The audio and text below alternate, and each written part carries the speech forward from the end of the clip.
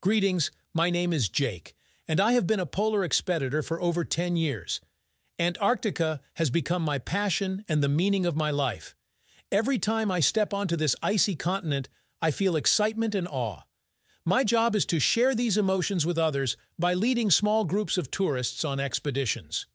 5 years ago, I started working with Elizabeth, an experienced expeditor who is 25 years older than me. She is an amazing woman whose energy and enthusiasm are contagious. Over the years of working together, we have become not just colleagues but close friends. We understood each other perfectly and could rely on each other in any situation.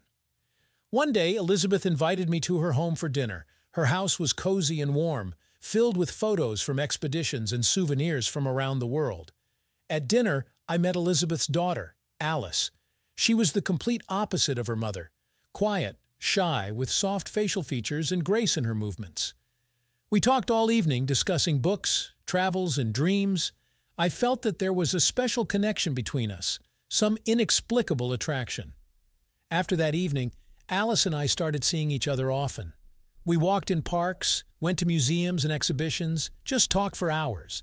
I discovered new facets in her every time. Behind the external fragility was a strong and independent character, a sharp mind, and a subtle sense of beauty.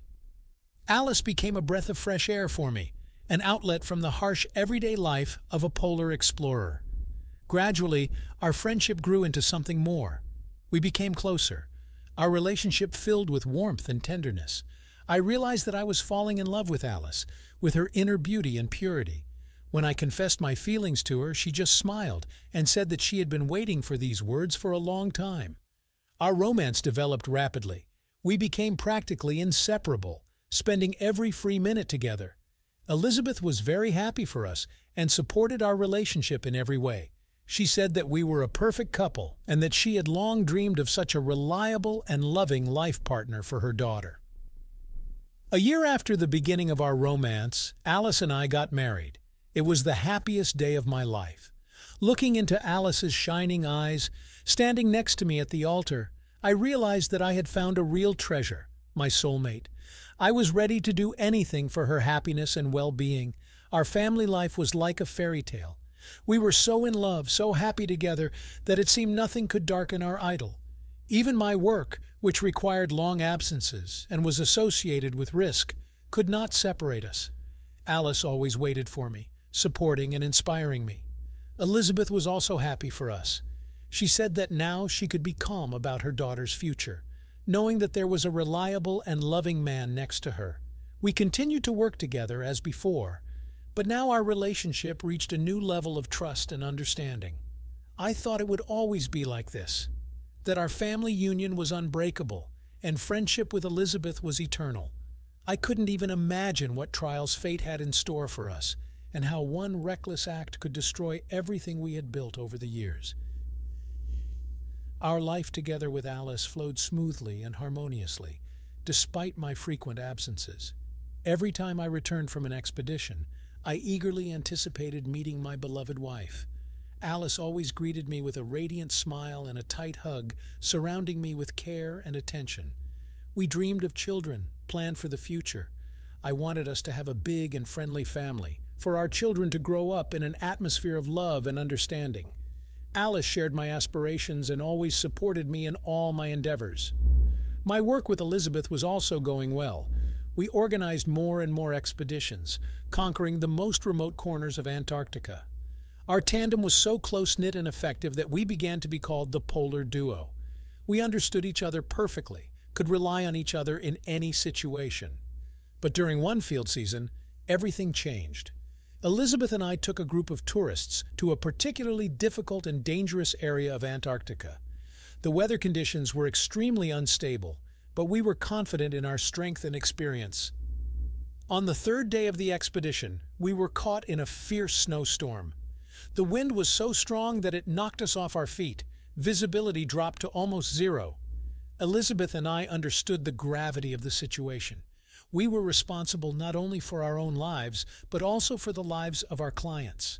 We did everything possible to preserve heat and ensure the safety of the group. We constantly checked the tent's fastenings, monitored the tourists' condition, saved fuel and food. But the forces of nature seemed inexhaustible. On the second night of the storm, Elizabeth and I found ourselves in the same tent. We clung to each other, trying to keep warm. We snuggled into all available sleeping bags and blankets. The tension of the situation, fear, and adrenaline mixed with some kind of primitive survival instinct. I don't know what came over me at that moment. Maybe it was the fatigue and stress of the last few days. Maybe it was Elizabeth's closeness, her warmth and smell, which contrasted so much with the icy breath of Antarctica. But at some point, I pulled her to me and kissed her. It was an impulse, a moment of weakness that I later bitterly regretted. But then, in that tent, choking with passion and desire, I didn't think about anything. We made love as if it was the last time in our lives, forgetting about everything in the world. When the storm finally subsided and we were able to continue on our way, a tense silence hung between Elizabeth and me. We avoided looking each other in the eye, communicating only when necessary. The weight of what had happened pressed down on us with an invisible burden. Returning home, I didn't know how to look Alice in the eye.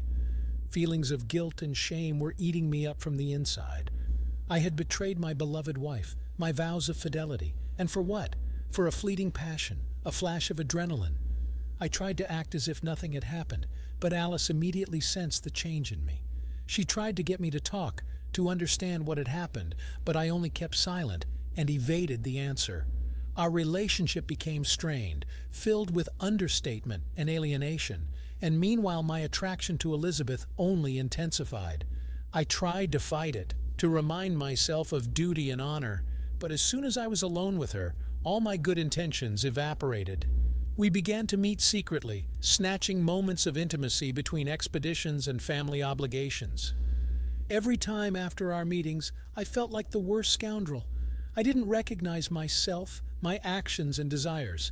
How could I do this to Alice, to our love? How could I betray everything that was dear to me? But at the same time, I was irresistibly drawn to Elizabeth. Our relationship was full of passion, risk, some kind of desperate recklessness. We understood that we were playing with fire, but we couldn't stop. Chapter 3. This double deception could not last forever. With each passing day, the tension grew. Alice started asking more and more questions for which I had no answers. I got confused in my testimony, made up ridiculous excuses for my absences and delays. Our once happy marriage was cracking at the seams. Elizabeth was also not satisfied with the state of affairs.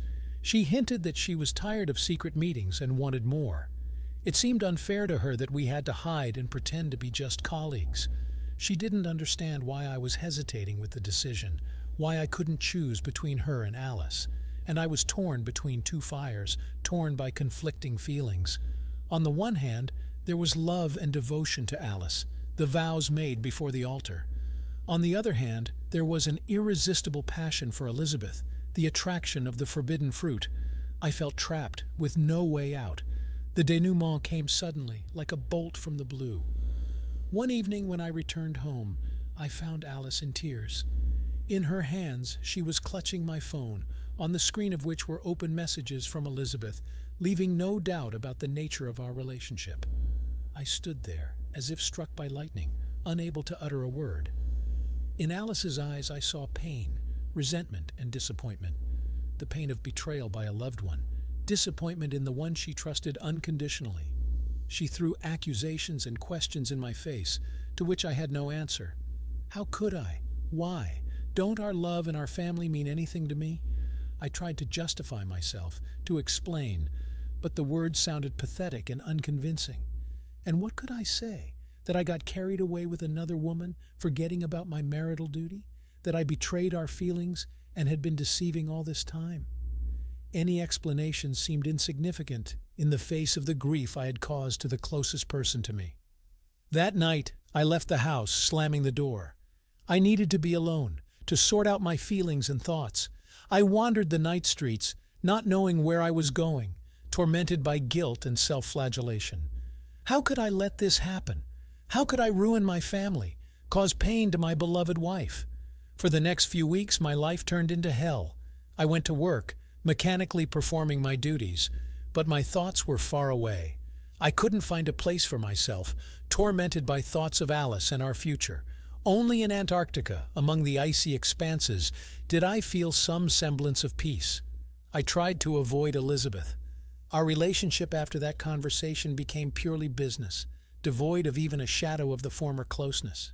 We communicated only on work issues, and each such conversation was torture for me.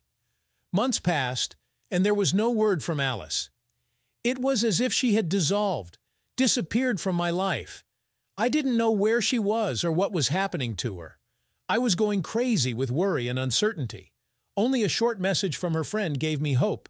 Alice was okay. She had just left to be alone with herself. I tried to move on, tried to come to terms with the situation. I immersed myself in work, taking on the most difficult and dangerous expeditions. Risk became a kind of drug for me, a way to forget, not to think about pain and loss. But one day something happened that fundamentally changed the situation, something that made me take a fresh look at my life and make a difficult decision. Chapter 4. After all the proceedings and trials, I was suspended from work. My reputation was hopelessly tarnished. I was branded as the culprit of the tragedy. No one wanted to deal with a failed guide who had allowed the death of clients. I was left without a job, without a family, without a purpose in life. The days dragged on in an endless succession, gray and joyless. I almost never left the house, avoided people, feeling sorry for myself and everyone around me. One evening there was a knock at the door. On the doorstep stood Sarah, the wife of one of the dead climbers. We had met at the trials, but never communicated personally. It was too hard, too painful to look into the eyes of a person whose life I had destroyed. But Sarah did not come to accuse.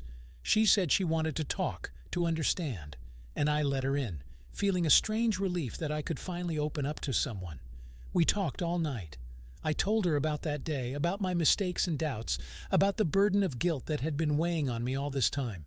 And Sarah listened without interrupting, and in her eyes I saw not condemnation, but sympathy and understanding. Towards morning she said, "You know, I was angry with you for a long time. I blamed you for everything, hated you. But then I realized you are also a victim of circumstances. You didn't want this to happen, and now you are punishing yourself more than anyone else."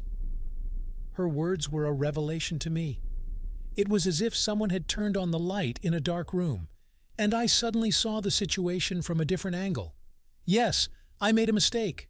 Yes, my arrogance led to tragedy. But does conscious self-torture and inaction correct what happened? Will the grief and pain I caused myself and others bring back the dead? Sarah suggested I start a new life, not forgetting the past, but also not allowing it to destroy the present and the future. She told me about the charitable foundation she had created in memory of her deceased husband. The foundation helped the families of climbers and polar explorers who were injured or died during expeditions. Sarah invited me to join, to become a part of this cause. For me, it became a ray of hope, a chance for redemption. I immersed myself in the work of the foundation. My task was to share experiences, talk about the risks and dangers of polar expeditions, and teach safety techniques. I wanted my story to be a warning to others so that my mistakes would not be repeated. Working at the foundation helped me to take a fresh look at many things. I saw how many people around me had experienced loss and tragedy, but they did not give up. They found the strength to move on, to help others. This inspired and gave hope. Gradually, I began to come to my senses. The pain and guilt did not go away, but now I had a purpose for which it was worth living. I knew that I had to do everything possible to prevent tragedies like the one that happened to me from happening again. And yet, despite the positive changes, there was an emptiness in my life, an emptiness that was once filled by Alice and our family. I often thought about her, wanted to talk, to explain myself, but each time I stopped myself, remembering her request not to seek meetings, fate decided otherwise. One day I ran into Alice on the street, accidentally, unexpectedly. We both froze, not knowing how to react, but then she smiled, timidly, uncertainly. And that smile became a sign for me that not all was lost. We began to communicate cautiously. At first, just as friends, sharing news and events. I told her about my work at the foundation, about how it helped me start a new life. Alice had changed too. She had become calmer, wiser. The tragedy and our divorce made her rethink a lot of things. Gradually, our communication became warmer, more trusting. We recalled the happy moments of our life together, shared our experiences and hopes. I realized that my feelings for Alice had not gone anywhere, that I wanted to be with her, despite everything. The decision came naturally. I offered Alice to start all over again, not from scratch, but taking into account everything we had experienced. I promised that I would never repeat my past mistakes, that family would always come first for me. And Alice agreed to give us a second chance. We started all over again.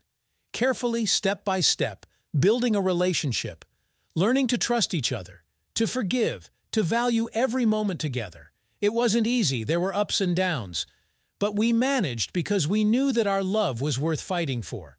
Life was gradually getting better.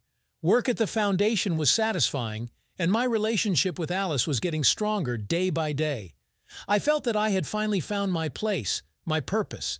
But the past did not let go. One day Elizabeth called me. For the first time in a long time, I heard her voice, and it seemed alien and distant to me. She said she was leaving polar expeditions forever, and that before leaving she wanted to meet, to say goodbye. I hesitated.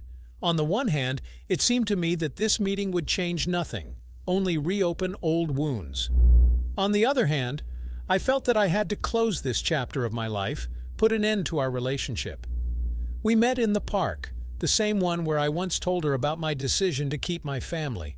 Elizabeth looked different, older, tired. In her eyes I saw the same pain and bitterness that had tormented me all this time. We talked about the past, about our work, our feelings, our mistakes. Elizabeth admitted that for a long time she had blamed me for what happened, considered me a traitor.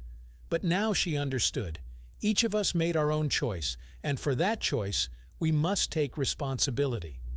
I also opened up to her. I told her about my experiences, about my work at the foundation, about my new life with Alice, and for the first time in a long time, I felt that there was no more unsaid between us, no secrets or resentments. We were just two people who had gone through hard times and were trying to move on. As we said goodbye, Elizabeth hugged me. There was no passion or love in that embrace, only the warmth of human participation and understanding. We parted peacefully, without regrets or grudges. Each of us went our own way. After this meeting, I felt that I had finally let go of the past. Everything that had happened, the mistakes, the losses, the worries, was left behind. The future was ahead, unknown but full of hope. Alice and I decided to leave the city, to start life from scratch. I found a job with the rescue service, teaching young guys how to survive in extreme conditions. Alice took up writing, sharing stories about overcoming difficulties and finding oneself. Gradually, our lives were filled with new colors. We traveled, met new people, discovered uncharted horizons, and most importantly, we were together, supporting and inspiring each other. Of course, the past still reminded us of itself. There were moments of sadness and doubt, nightmares and bouts of guilt. But now I knew that no matter what happened, I had support. Alice's love, the support of friends, my own strength of spirit, all this helped to move forward. The years passed, life changed. Alice and I became parents, first of one child, then of another.